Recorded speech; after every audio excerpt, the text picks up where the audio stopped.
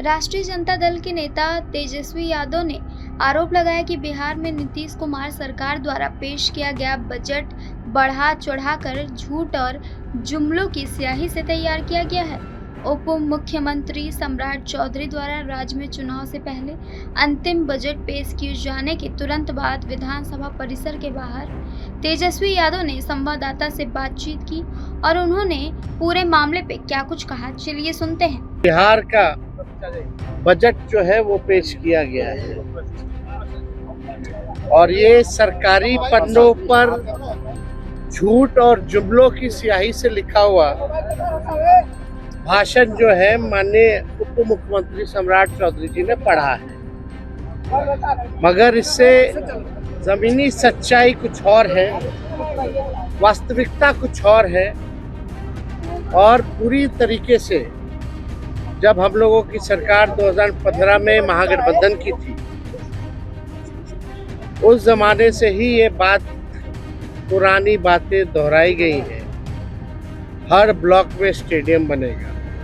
शायद इनको स्टेडियम की परिभाषा समझ में नहीं आती।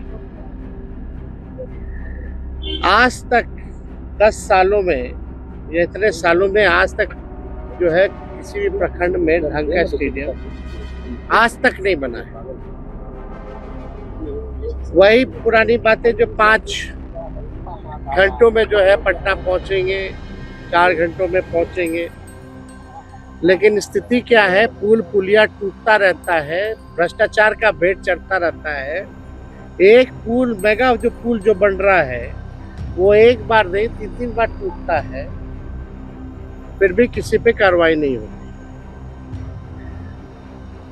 हम लोगों को बिहार की चिंता है और इन लोगों को सरकार बचाने की चिंता है।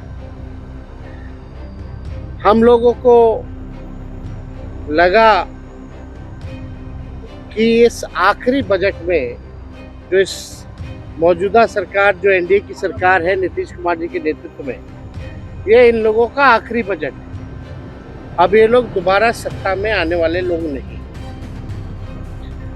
आखिरी बजट में हम लोगों ने कल मांग भी की थी कि 200 यूनिट फ्री में बिजली किया जाए, किसानों का जो ऋण है वो माफ किया जाए, उनको फ्री में बिजली उपलब्ध कराया जाए।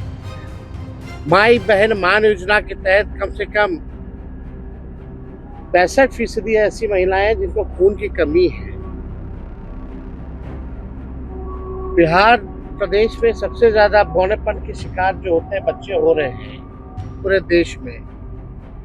इनको कम से कम 2500 रुपया प्रति माह जो है वो दिया जाए।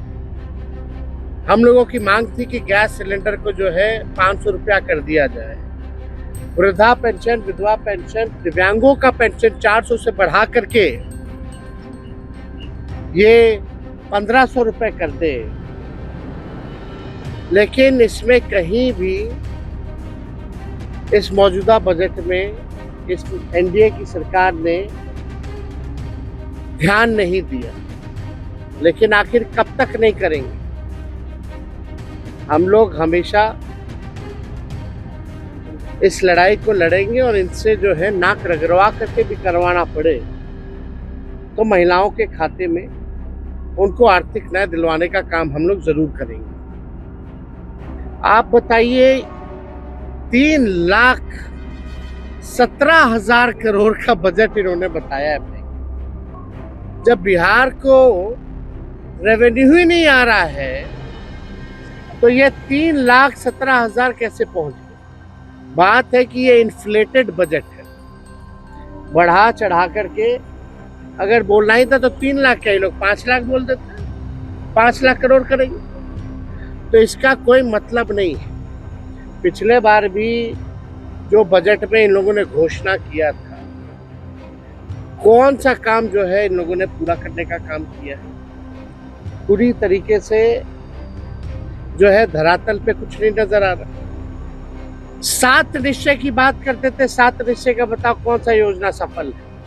7 निश्चय 2 की बात करते थे, बताओ 7 निश्चय 2 की योजना कौन सी सफल है? कोई तो योजना सफल नहीं हो पा रहा। ये पूरी तरीके से बिहार के हित में ये बजट है ही नहीं ये केवल कागजों पर जो है ये बजट जो है केवल रह जाएगा, जैसा कि हम लोगों ने पूर्व में भी देखा है। केंद्र सरकार ने धोखा दिया, बिहार के साथ सौतेला व्यवहार किया। आप बताइए बिहार में साक्षरता को बेहतर करेंगे कैसे? इस पे बजट में कोई प्रावधान नहीं है, बल्कि बिहार साक्षरता के मामले में सबसे फिसड्डी राज्य है। प्रति व्यक्ति आय बिहार सबसे पीछे है पूरे देश में। प्रति व्यक्ति निवेश बिहार जो है सबसे पीछे है। किसानों की आय में सबसे पीछे है। सबसे ज्यादा पलायन बिहार में है। सबसे ज्यादा गरीबी और बेरोजगारी बिहार में है।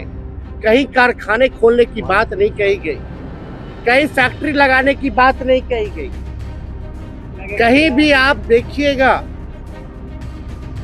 नौकरी, रोजगार कैसे नौजवानों को उपलब्ध कराएंगे इसकी बात नहीं की गई। कैसे पेपर लीक रोकेंगे इसकी बात कहीं नहीं कही गई। पूरी तरीके से लॉ एंड ऑर्डर के बारे में कोई चर्चा नहीं, बल्कि अपराधी जो है आजकल प्रशासन के लोग जो है वो असुरक्षित महसूस कर रहे हैं। पुलिस कर्मियों को जो है मारा जा रहा है, कभी कौन माफिया मार दे रहा है, सर फोड़ दे रहा, कभी गोली चला दे रहा। पुलिस का मॉडर्नाइजेशन कैसे हो इसके बारे में कोई चर्चा इस बजट में नहीं है।